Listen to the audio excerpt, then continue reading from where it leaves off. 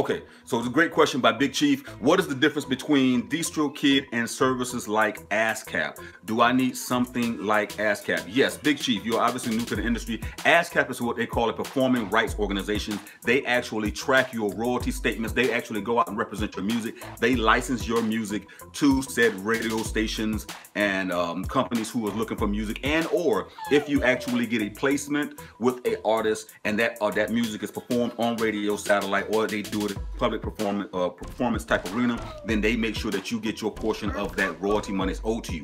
DistroKid, however, is just a distribution platform. It's a digital distribution platform where you pay yearly for access to their platform to distribute your music. However, even if you don't sell one record or you get one stream, you still got to pay $20 to keep that music on that platform. If you're looking for distribution, we can offer you guys distribution. Just go to music-millionaires.com, sign up for distribution. It's 100% free. We get a cut, you get a cut, but we don't make money unless you make money. However, that is the difference between ASCAP and BMI, because ASCAP, BMI, and CSAC is the same, they're same type of organizations. They're called performing rights organizations and a distribution company. DistroKid is just a distribution company. Royal Vibes asks, when it comes to a mixtape, will DistroKid put out my mixtape if I wrote my lyrics, but it is a well-known beat? That is, they call those covers, and they will put your cover out, okay? However, there are rules that you need to look at when it comes to DistroKid and find out how they deal with and handle covers. I'm not with DistroKid. I've only basically marketed for them. They reached out to me to do some marketing for them, but you have to go in and read how they handle covers, because that's what it's basically considered. Even though you have your own lyrics, you're still using the established beats. Lil Raw says, which is better, DistroKid or Tunecore? Let me explain something to you, and I'm gonna hurt a lot of people's feelings. Even though I support both of them have reached out to me, and I can get you access to both of them. Let me explain something to you, and people aren't gonna like this.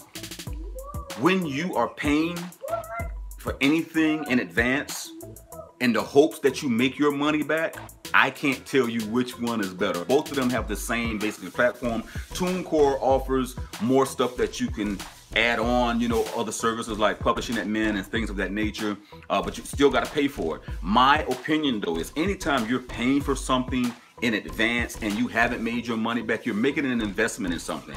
This is what I was telling you in a previous video, guys, about distribution, especially digital distribution that seems from the ones that say free to you paying yearly.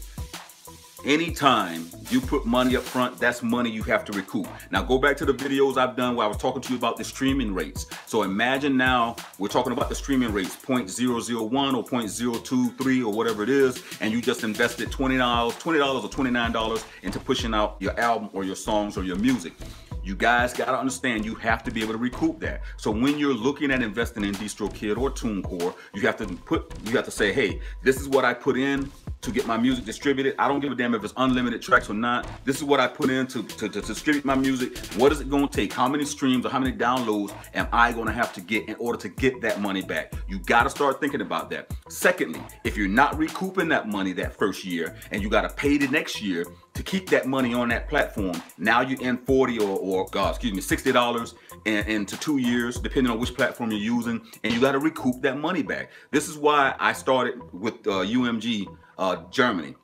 Yes, we'll get a portion of your distribution, but if you don't make money, we're not making money. That's how it should be. That's how distribution worked. So the difference between those two is one offers a little bit more than the other. However, again, you have to be conscious, because again, guys, this is a business. I need to make my money back, and you got to think about that. I'm paying for something that I may or may not ever make or see my money back, just to say I got music online. Think about it. Lil Cole. All right, so real quick about our distribution, because I didn't want to pitch my distribution, but I was just letting you know we have it available. We have a distribution with UMG Germany, basically Ralph Henninger. We work together, so we provide you guys distribution. We're working on Amazon platforms for those of you who are into video production, or you got some video that you want to put out, a reality show. We have access to Netflix. However, with our situation, you can just go to the website, music-millionaires.com, look up and read the terms of agreement. Real simple. You take 80, we take 20, and that's it. You distribute your music. You can monetize it on YouTube. We don't do Facebook or anything like that because you really can't track it. Contrary to what people believe there is, you're really not tracking Facebook royalties, guys. So don't believe. whole nother situation. Either way, go just check us out so you can see it for yourself.